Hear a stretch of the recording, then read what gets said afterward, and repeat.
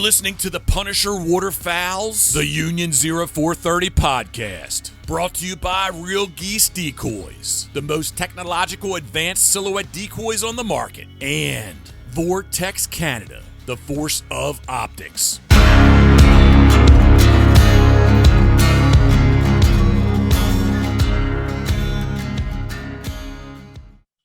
Hey, everybody, welcome back to the Union 0430. I'd give you the episode number, but I really don't have a clue what one we're on, what one we're running right now. I think it's like 65 or 66. Either way, we have Waterfowl royalty with us tonight, and that's not a small feat, or not being, I don't even know the word I'm fucking looking for here right now. I'm trying to get a word out, and it's probably got 3 syllables, and I can't get it out. But we've got Shawn Stahl with us tonight. And for anybody that's in the waterfowling world, you know the name.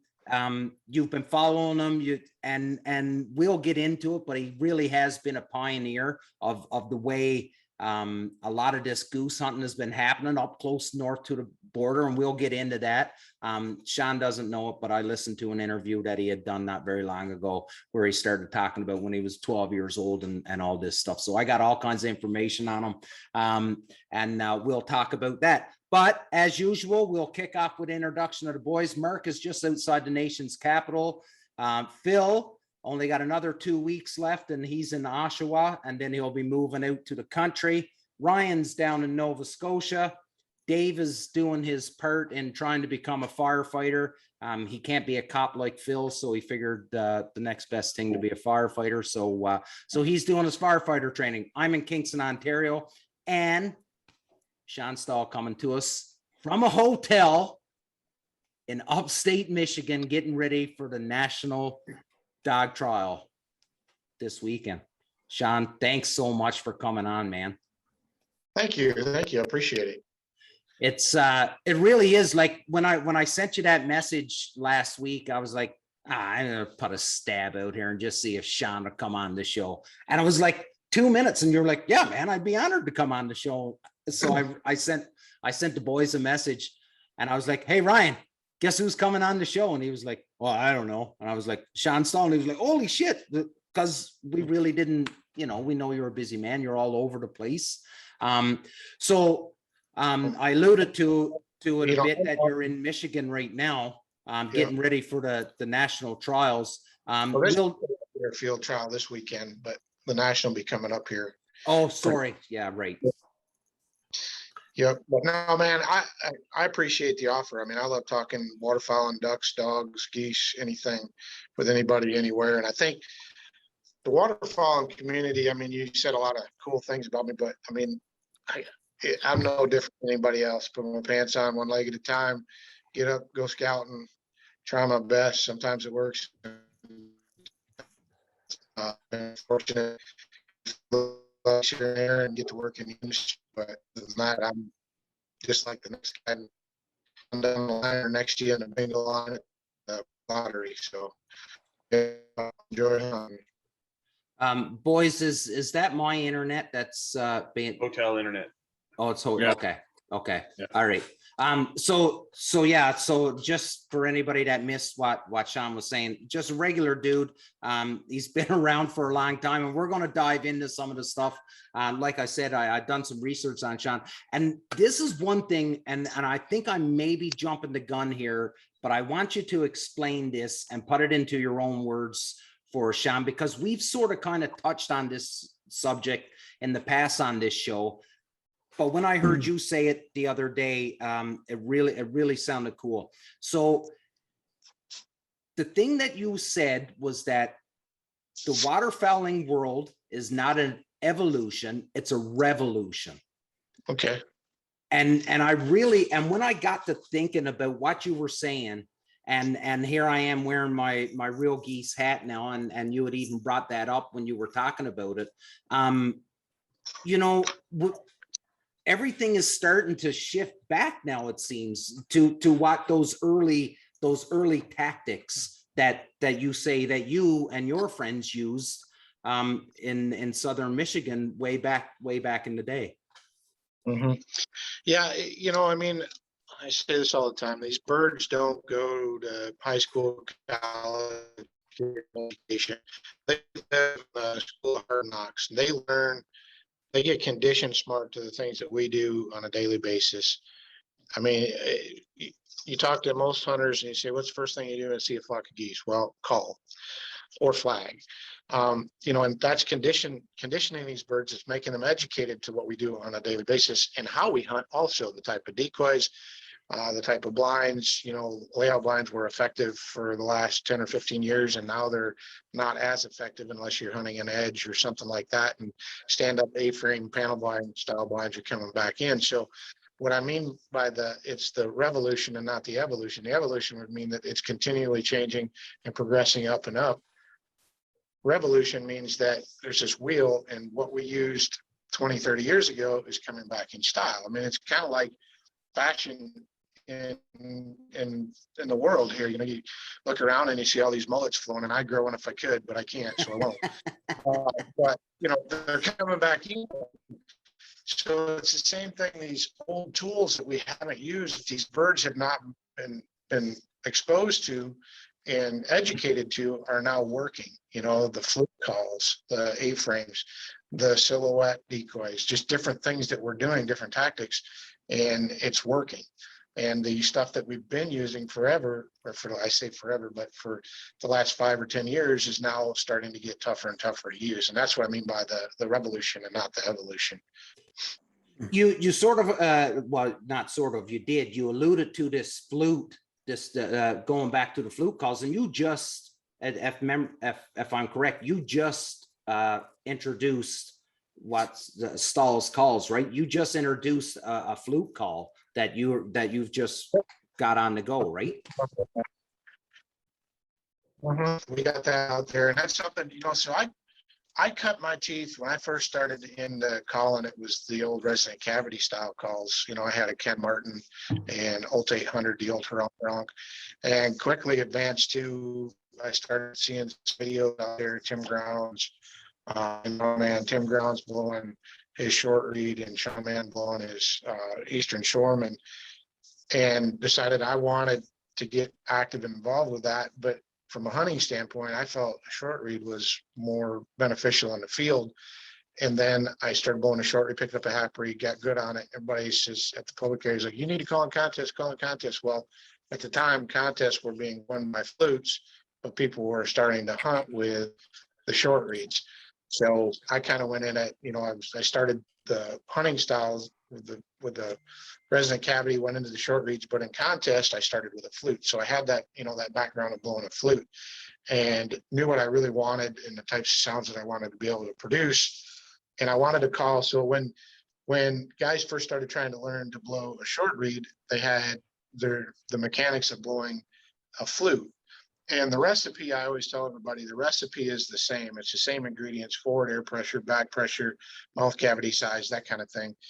But the ingredients, I should say, the ingredients are the same. The recipe is different. It's how you present that air. It's how you use the back pressure in your hands that's different between a flute and I grew up blowing flute, blow a short reed, but you could give a kid a short reed and 15 staff they figured out. So I wanted to come up with a flute that you could blow it the old traditional way, the old twit mechanics, and I also wanted to be able to blow like you would a short reed. So I started trying to back and relearn that old tool that'll pick it up and go real quick.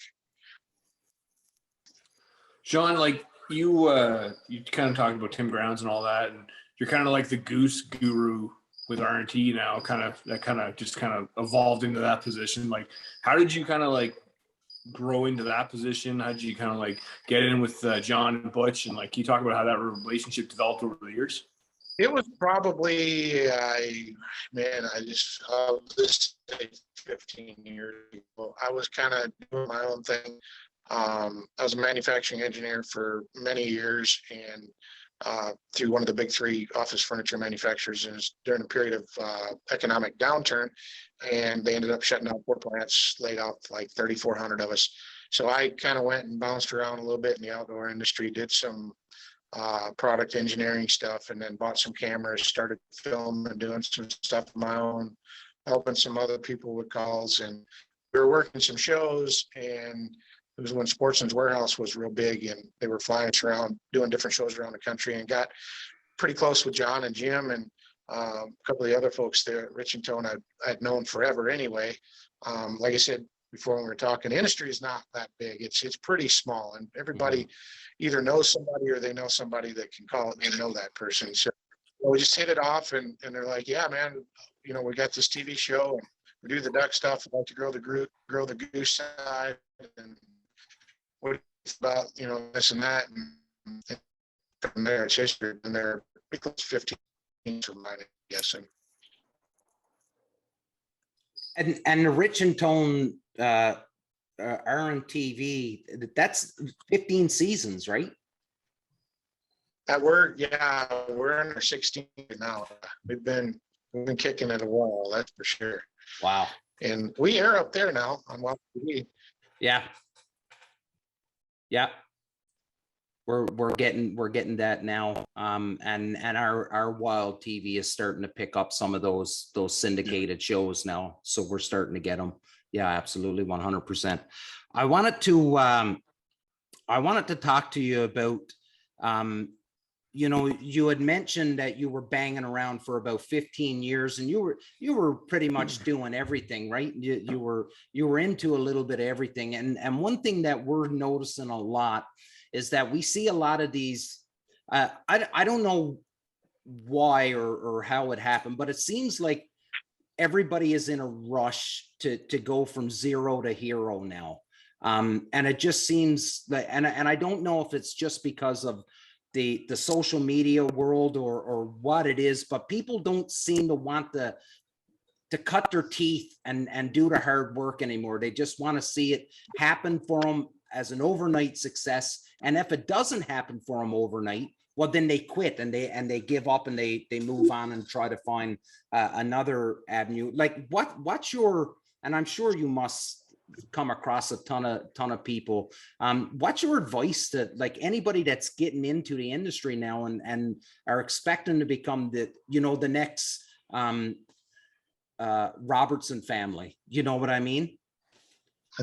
Well, there's a lot to what that question you just asked. There's different aspects of why it's, well, we've got a society and it's I see it in Canada, I see it in the US. It's just, I mean, the people where we want instant gratification, and we've also been accustomed, we've got a group of the next generation, we'll call it, is coming up where they've been kind of handed a lot of things and given things and told they can do anything they want to be, anything they want to be, and do this, and just handed stuff and never taught how to work for anything. Mm-hmm. So a lot of times when they get into something and they meet a dead end or something, and they'll just turn around and go the other way instead of forcing their way through it and trying to figure it out and working hard and trying to win.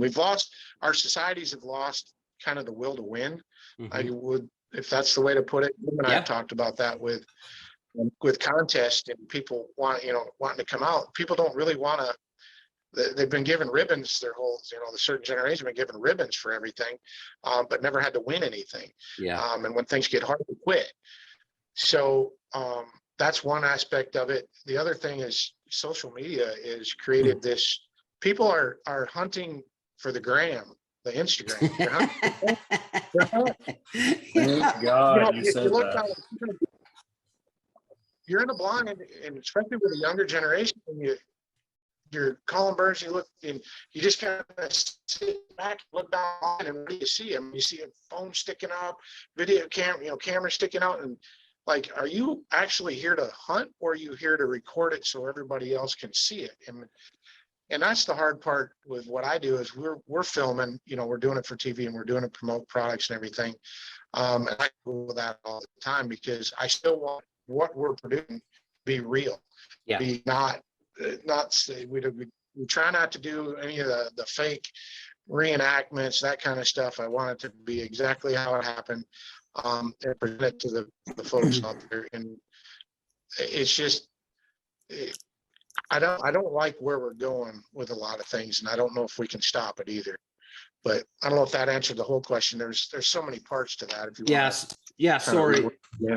No. Sorry. No, but you did. You hammered onto it. I guess the only thing left that to what my question would be any advice that you could give. But I think you answered that when you said, listen, like, don't when you reach that dead end, don't give up. And I think that's the best advice. Yeah, and like I've said this, keep hammering again. This is a small industry, and I mean you're looking at 800 to 900,000 waterfowlers in the U.S. and Canada. It's what 150-ish maybe, Yeah, tops. So maybe a million.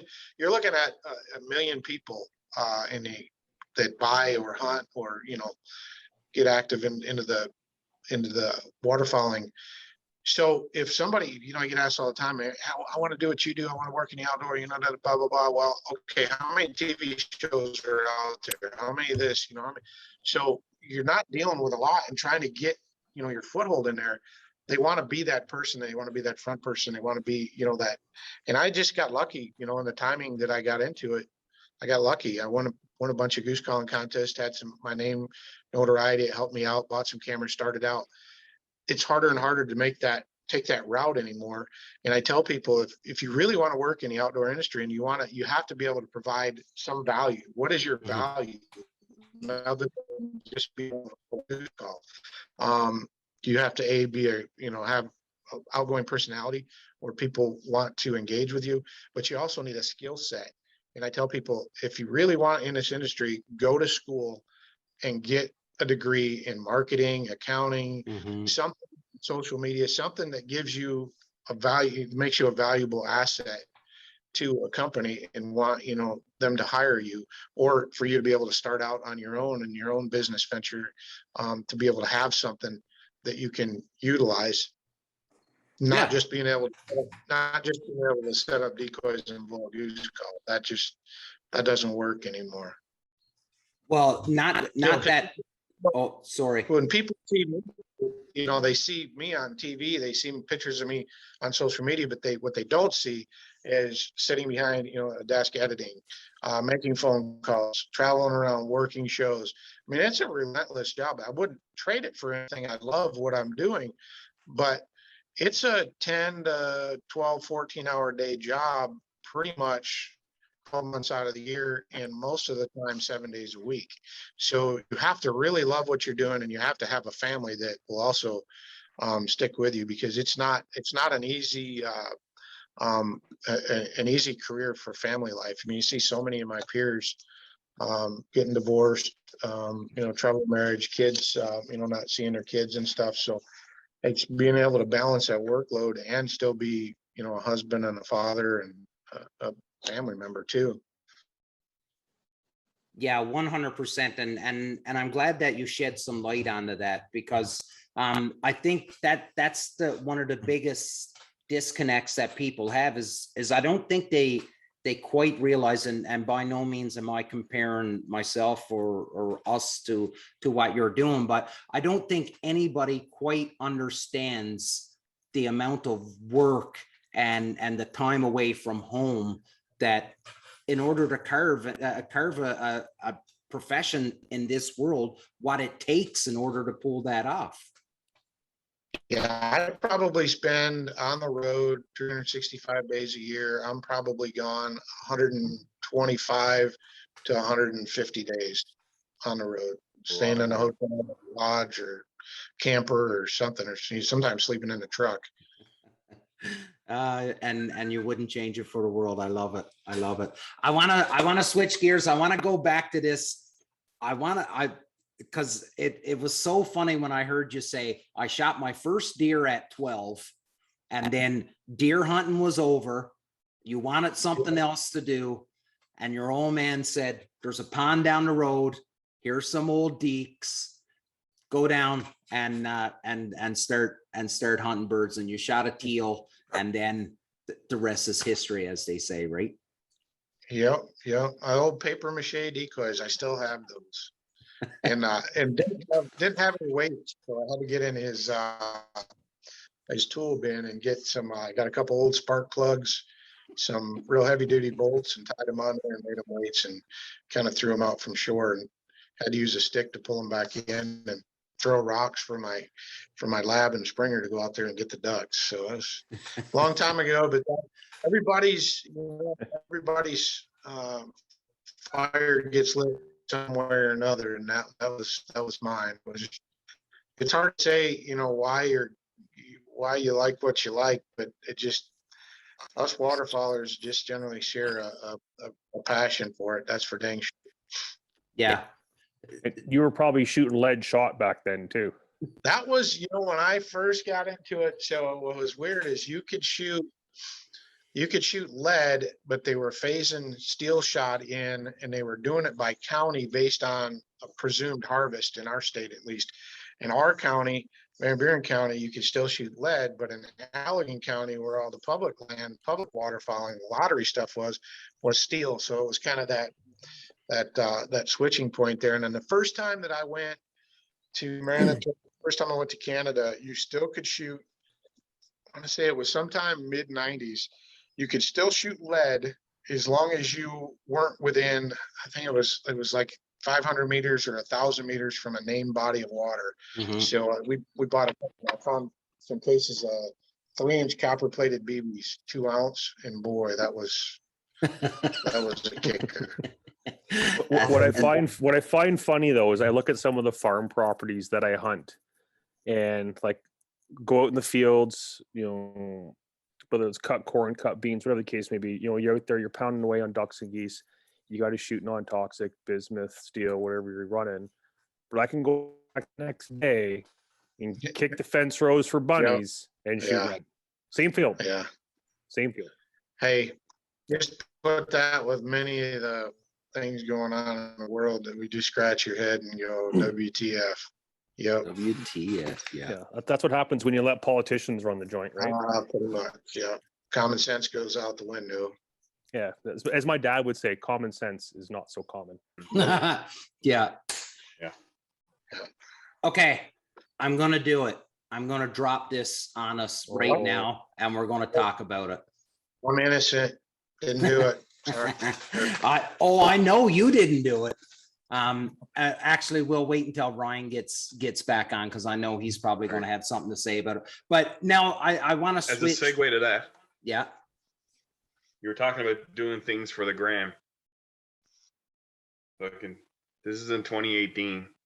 Me and Ryan and Damien were sitting in a blind, and I went to take a selfie of the three of us. You can see Ryan's eyes right there, and he's saying, I fucking knew it, fucking selfies. yeah. And 2 black ducks were coming in right behind the phone. Yeah. When I took the picture. Yeah, he chewed us out. He was like, you two are getting your pictures, and here's 2 black ducks working us. And yeah, so I wasn't going to. We did get them, yeah. But I wanted to switch now to dog training. Like you said, you're at a field trial this week, and you're going to do the open and the amateur. We've got the Canadian Nationals starting on Monday in Brighton, Ontario, down the road, and you'll get in. So here's something that I don't think I've ever asked anybody when it comes to dog training, but you are a very seasoned hunter, spend a lot of time hunting. Is there a downfall to being just a hunt test guy or just a field trial guy? Like, and the reason why I say it is because I've heard dog owners say, I don't need my dog to run 400 yards. He's with me. So, and I hear that argument, and I know that I'm not the best shot, and sometimes I get cripples, and sometimes I need my dog to run 400 yards. What's your stance on that, Shawn? I hear that all the time. I've got buddies, I don't need a field trial dog. Well, why are you calling me to go hunting to take my dog and don't want to take yours? I mean, And it goes to some of the point is, well, there's twofold. Some people just don't know and understand what a dog at that level is capable of doing and why they need it. And then other people just don't want to spend the time, involve time or money involved in getting to that level. But when people say, I don't want a field trial dog, well, I just cringe inside because yeah, you really do. Because if somebody were to give you one and you were to hunt with it, you would love it. And not that dog wouldn't try to break or do anything stupid, but that dog has the tools built into it to be able to address stuff like breaking and whatnot and get on them and them understand it. But they also have the tools to be able to be the best conservation tool that you could have in your bag of tricks to be able to get those birds. I mean, as long as my dog can see or hear me, I can handle him as far as he'll go. And that puts those miles on my feet. It makes you legal because the law is written here in the States, at least. If you shoot a bird, you have to make an immediate reasonable attempt to retrieve that bird and reduce it to bag, which means you can't, like, shoot a deer with an arrow and let it sit overnight. You can't do that. With a waterfowl, you have to immediately go get it. And if that means you don't have a dog capable of doing that, that means you got to strap on your track shoes and go at it. And it's going to take you a whole lot longer than it's going to take my dog to do it. And I hear the thing, you don't need a dog to hunt in the field. Okay. You might not only hunting 2 or 3 times a year, hunting by yourself. And that may be, that person saying that, but when we're hunting 4 to 6 guys and you're shooting birds and invariably something's going to get wingtipped, something's going to get crippled, something's going to sail out there 400, 500, 600 yards. That's when you need that dog. I don't need my dog to pick up everything right in the decoys, and we're filming for filming purposes, trying to get dog work. We shoot into a bunch of birds. Okay, everybody's done. Safeties are on. Send the dog. He'll pick up a bird real close. A lot of times, though, with my dog, the older he gets, the more seasons he gets, he'll run by cripples and go get one that he sees sail 300 or 400 yards. He's learned to watch those. And that's the birds that I really want him to get anyway. And once he gets out there and gets that bird, then I send everybody out of the blind and they pick it up. But I saw it the other day. We were hunting in the early season and we shot into a bunch of birds, just 3 of us hunting. And it's right around the corner. The neighbors shot into him. We had a cripple out there and it was probably about 250. And there was another one at about 125 yards. It was just off the line.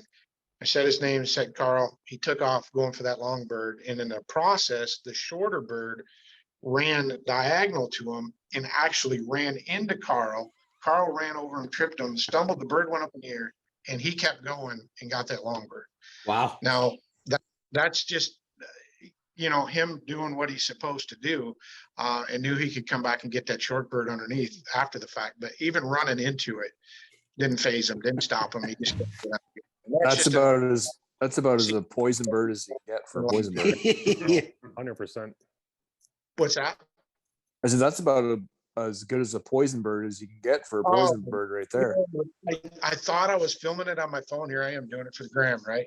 I thought I was, but man, it would have been so, because that's just one thing I tell people about running poison birds and being able to, even on a cripple, you've got that bird, that short bird, 60 yards out there, and they see it flopping around and they want to go get it, but no, there's that one 300 yards out there that I really want you hit a whistle and handle them. So it was a piece of footage that I just really wanted to have, but I've got it up here, but that's as good as it's going to get. But a well-trained retriever is as good as your best buddy in the blind, if not better. They're good comrades and they make a hunt go real smooth.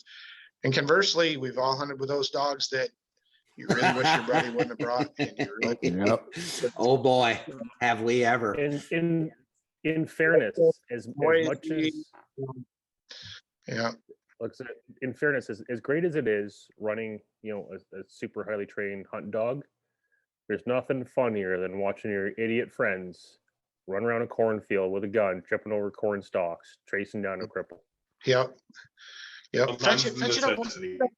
Pointing it to touch it up. Oh, good boy. Such a good boy. Walk all the way up to it. Yeah. But no, And everybody there's people new and they don't know and just getting out. And I always tell them, get involved with a local hunt test group, find a local trainer, find a field, get out there and see what these dogs are capable of, learn what it is, and then find the resources, whether you put it with a dog trainer, you buy videos, read books, Google, go throw birds for these people that are training their dogs, and immerse yourself with it. And your first dog's probably not going to be as good as your last dog. My first dog, Deuce, man, I'd love to have him back. And he was as good as he's as good a hunting dog as I've ever been around. But I thank goodness he was forgiving. My training methods, I didn't know what I was doing, wasn't following the system. We taught him to mark by throwing orange bumpers 150 yards away in waist high grass. I now know that you throw short marks in short green grass with big white bumpers to teach them how to mark. Teach them to use their eyes first, their nose. They can learn to use their nose real easy. That's something they're born with. But yeah, so I'll just start out, get a dog, start out, and set your standards high. Yeah, and I think the one thing that I've only owned, this is my first hunting dog that I've owned, right? So I don't have a whole ton of experience when it comes to dogs, but I always found it funny when you talk about dogs, and fellas will say, well, like, I'm not spending that kind of money on a dog, but yet they'll go spend $2,000 on a new shotgun, and the shotgun, and I get it, you need the shotgun to shoot the birds, but the dog is what does all of the work. And I don't understand how you can't invest into the thing that does all of the labor, everything that's tiring. It was one of those things that I could now being a dog owner, I guess I could say those things, but one time I don't know, I just couldn't get my head wrapped around it. I did want to bring up that video that did surface. We spoke about it a little bit last week, but that video that surfaced, and Phil has said this a number of times, Shawn, and you said it just then, that when you guys are out hunting and a volley of birds come in, everybody's done shooting, guns go on safe, and then the dog goes out and goes to work, right?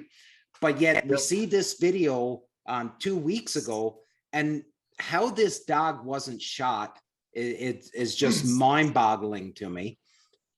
And this is from a person who, I guess for all intents and purposes, is somewhat of an ambassador for the sport. And this is the videos that he's putting out on social media. And to me, it's given the absolute wrong message on how you're hunting with a dog. Some of that too, I agree. But some of that is the Howard Stern shock value. Throw it out there, get people talking, and people go to and more views, more money, that kind of thing. Oh, okay. There's some of that. I can't understand how they would look at that and know that that's not right, that what they did to that animal. And that animal doesn't know that it's doing anything wrong. It probably wasn't trained to be steady. But I mean, you look at the rule book and the hunt tests and the field trials we run, but and a steady dog is what we seek, what's sought after. But yeah, this is a sore subject for me. I don't get it. We teach gun safety. Never point your gun at anything you don't intend to kill. Always put your gun like it's loaded. And I don't know if a lot of people know the video we're talking about, but flock of geese come in and they're literally landing in the decoys. Call the shot. The dog is darn near catching birds before they're getting shot, and guys are shooting their guns. And they can argue that the camera angles this and that, but the dog was right there, and it's not safe. And at the end of the day, we want to go out and have fun. It's the size of the pile shouldn't matter. We put too much emphasis on that hero shot at the end of the hunt. Doing it for the gram. Look how many I got. It should be about the laughs and the memories. And the last thing you want is a bad memory of somebody's dog getting shot. And I'm sure if we all talk long enough, we'll know somebody that knows somebody or has seen a dog get shot. It's not a deal. It can make a hunt go sour pretty fast. And, you know, if somebody that I'm on a hunt with does that, I'll quit hunting. I don't want to have it. It's something we shouldn't show. It's something that if you're as a brand ambassador, you should hold yourself to a higher standard. Maybe, you know, he doesn't know a lot about dogs. And maybe it's an education standpoint, and maybe that's what he needs. Maybe they're doing it for the shock value. I don't know. Yeah.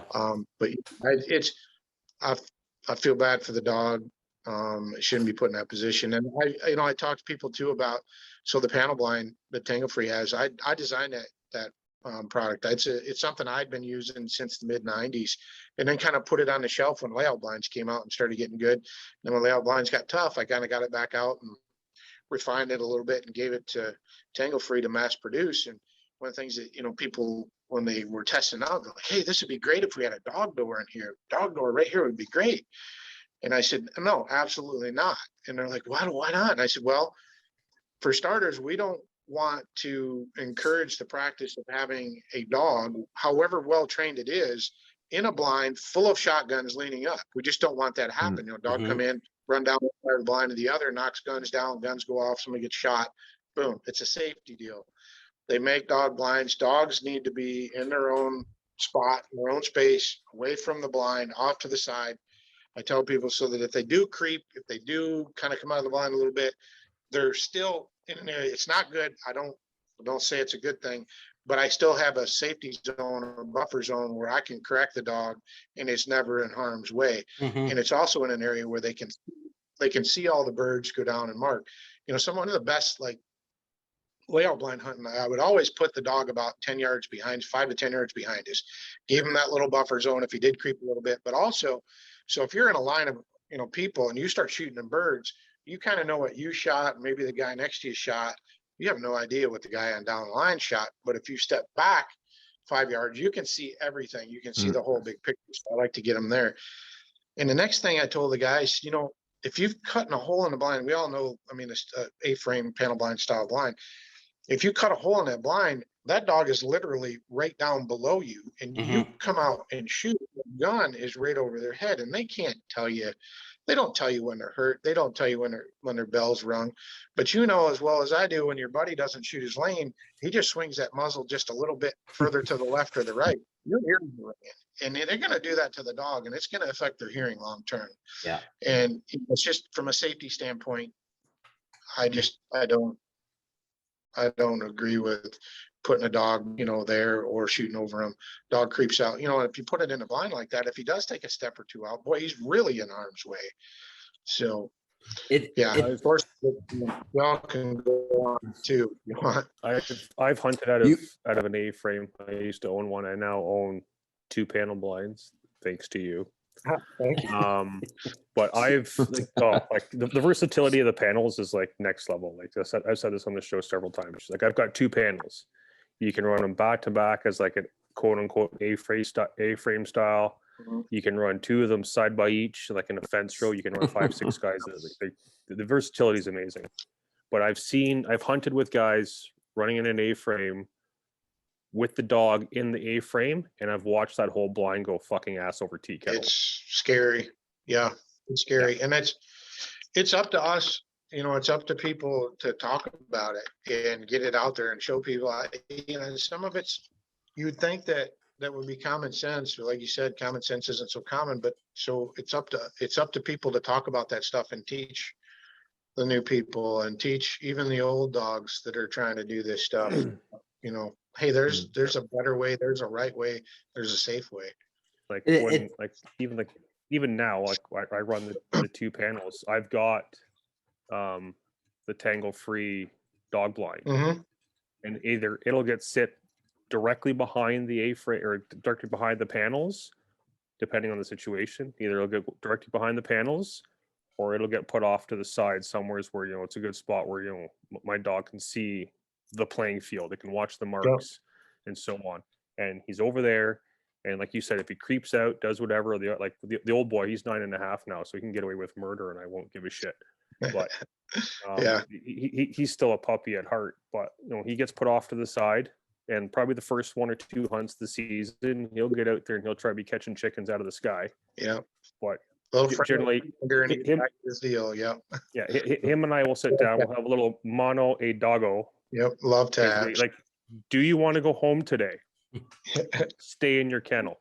And from that point on throughout the season, he smartens up. He's okay. I got excited, Dad. It's start of the season, but they're off in a safe direction.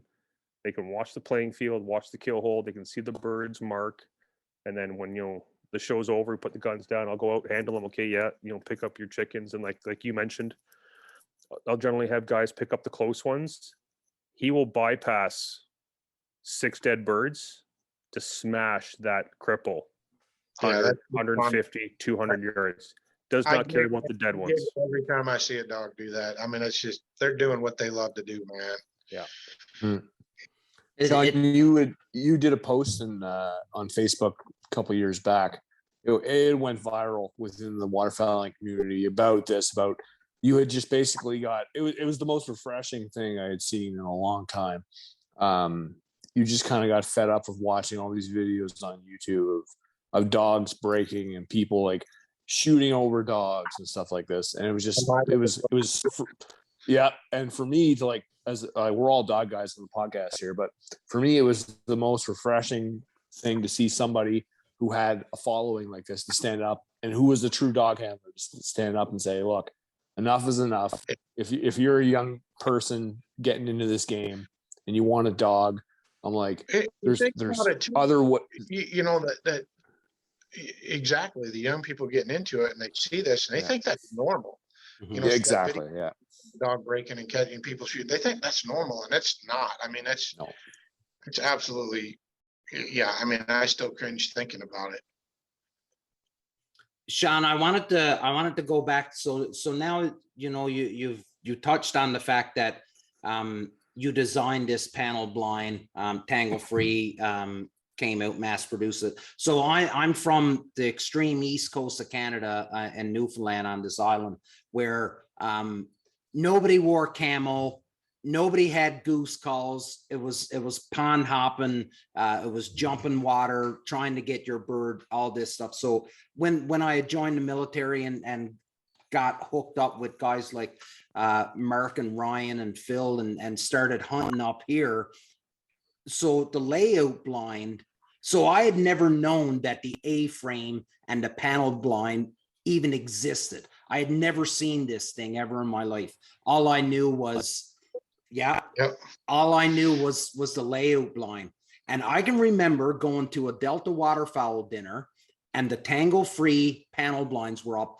And it was like, this is the best thing since sliced bread. Like, how has this not been thought of before? But listening to you, like this was stuff that you would use 20 years ago, and then it got put on the shelf because you went to layout blinds. And so feel free to tell us about what Tangle Free is doing and how Tangle Free is part of this revolution and starting to bring what's old is new back into the repertoire of the waterfowler. Well, Tangle Free is a partner of RNTV, Rich and Tone. They've been a great partner, and that's one of the reasons why we came on board with them. They wanted that input of what can we do to take this to the next level. They were willing to work and try to come up with these new things, and they're a great partner to do that with. Very willing, very eager. And they want to be an innovator in the outdoor industry. Yeah, no, I can still remember when those panel blinds and they came out in Optifade and fellas were just. But I still to this day, it's kind of with this, silhouettes don't need full bodies. Yeah, you do. Panel blind don't need layout blinds. Yes, you do. You still need them. They're still tools. They still have their place. That's what they all are, is tools. And I go back to this all the time. My trailer, my goose trailer, is my tool crib. It's my toolbox. It's like that that tool crib that you pull on the job site. You don't necessarily get every tool out for every job, but you have the right tool for the right job. If you need a Phillips screwdriver, you've got it. If you need a jackhammer, you get it out. You know, if you need a 7/16, it's in there. Or if you're from Canada and you need a 10 millimeter, it's in there. You'll never find a 10 mil. Yeah, you're never finding the 10 mil is always trouble. Straight away Buffalo. So don't get rid of these things. You still can use them. There's still a time and a place for them. I like silhouettes. I've hunted with them back in the 90s when they were real popular back then, and I loved them, but I knew their shortcomings, and their shortcomings were always them bright sunshiny days when the geese had to approach with the sun at their back going into the decoys, and there was a half hour to 45 minutes in that morning when them things shined like just mirrors out there, and the birds wouldn't get near them. I knew to, have the sun at your back, so that they had to look into the sun if you were going to use them, or use full bodies, or wait till cloudy days. And it's the same rules apply today with those things. So they don't work every day, day in and day out. They have their purpose, and when you use them for their purpose, they work very great, very good. So that's why I say have a little bit of everything in your toolbox. But and that said, it's kind of like with calling. It's great to be able to make 1,000,001 notes on your call, but if you're not making the right notes at the right time, what's it really matter? You're better off knowing 2 or 3 notes and it's all about, pitch, timing, and cadence, making the right note at the right time and in the right pitch than it is being able to make 1,000,001 notes. It's the same thing with tools. You can have all the right tools, but if you don't know, or you can have all of the tools, but if you don't know when to bring out the correct one, it could be just as big of a disadvantage as anything. Yeah, absolutely. Shawn, I know you are extremely busy, and I know you've got a ton on your plate, and I really don't want to take up all of your evening. We're getting close to that 60-minute mark. So I'm boring you. Is that what it is? Buddy, I can stay on here all night long and just keep asking you questions, and you're just going to get fed up with me. But if you want me to keep going and you say, all right. If you guys want to do that, this is a hit and you like it and you want to do this again or 10 more times, let's do it. Buddy, that means the world to me and to the boys, I'm sure, because we'd love to be able to pick your brain more. Yep. I would love, while you're on your cross Canada tour, that to be able to have a coffee with you and just shake your hand. If that works out, that would be unbelievable. Yeah, for sure. We will stay in contact. Shawn, buddy, I can't thank you enough for coming on the show. I know the boys, we were all looking forward to having you on and being able to have a chance to chat with you and stuff like that. It really does say a lot about you, especially when a group of, we always say we're just a group of friends. We're not experts. We're not professionals. We just love hunting birds, and we love hanging out with one another. I was professional, but every day I'm learning something new, trying something different. So and some days I come out looking like a rookie. So it's all good. It's funny how something with the brain the size of a pea can make you feel humble on the best of days. And a lot of that, I think we try to outthink something that has a brain the size of your thumb. Really, I mean, they're just trying to survive. They're trying to, find a mate. They're trying to eat food, and make it to the next day. And sometimes we tend to outthink them. And that's what I tell people a lot of times. They find an X, and they're like, what do we do? You call their buddy, hey, how many decoys you got? How many? And they show up out there. There's 300 birds using the field, and they got 500 decoys. You just outsmarted yourself, because the number. Once you have an X field, the number one thing you can do to mess that up is show up the next day. Because everything you do, every decision you make from there on in is going to affect the outcome of the field or of the hunt. So sometimes we try to outthink them, and it just works to the bird's advantage. But that's all part of it. That's the fun part. Absolutely. That's the cat and mouse deal. That's why we get up and do it every day. I mean, if every hunt was a banger and they did exactly what they were supposed to do, I'm sure a lot of us wouldn't get up every day to do it. Yeah, the excitement definitely wouldn't be there. That's for sure.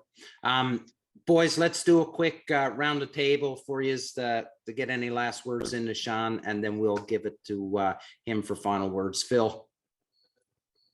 Shawn, it's an absolute pleasure to have you on here and on here and be able to talk to you. You know, even though you're friends with Jordan Stone, we won't hold that against you. He was trying to get me to say something bad about brown dogs the whole time, and I just wouldn't do it. Yeah. I was talking to Jordan earlier, and yeah, I know he was trying to throw something up his sleeve. But make the brown dogs matter. I said, yes, they do. Look, Special person about brown dog. Yeah, right. like I say, Shawn, anybody can run a black dog. It takes a special kind of stupid to try to do it with a brown one.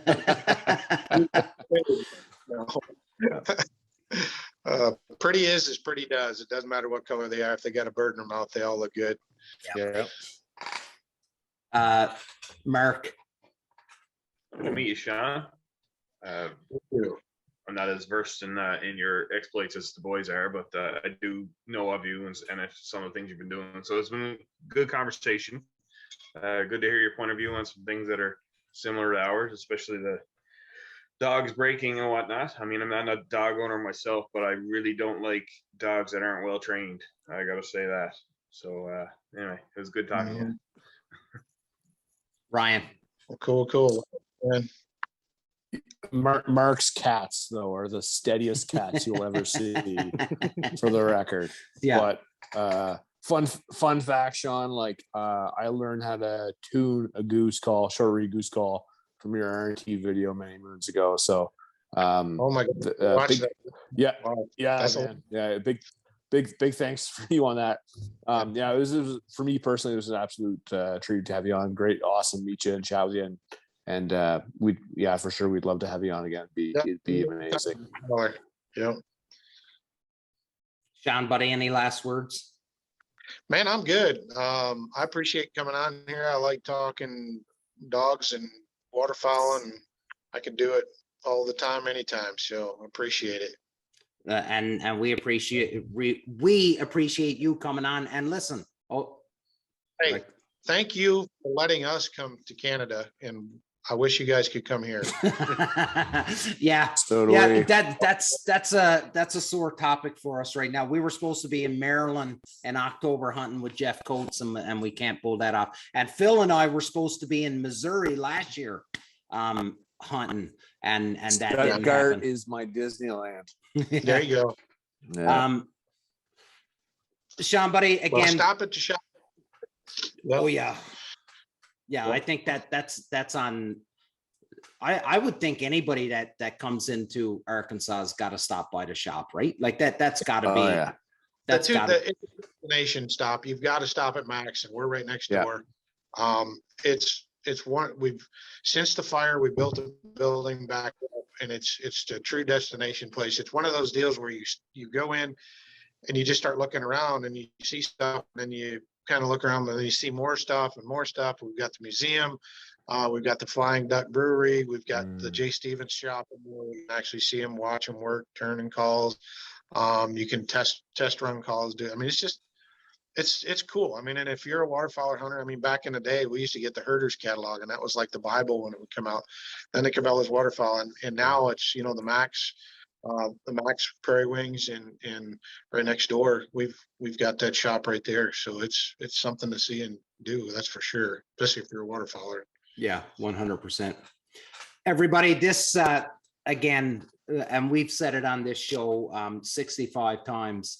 We're not experts, we're not professionals, we're a group of friends that love one another's company, and we love bringing on who we consider waterfowl royalty experts, pros, even though they say that they're not, but in our opinion they are. So thanks again, Shawn Stahl, for coming on the show. It was awesome. I can't wait to keep following you and seeing everything that's happening with the fall. I know you're super busy, and I know you've got a lot of hunting on the go. So I'm looking forward to watching you, living vicariously through you, especially when you're out west, because I need to get back out there again. Ladies and gentlemen, this is the Union 0430. Thanks for watching. Big love.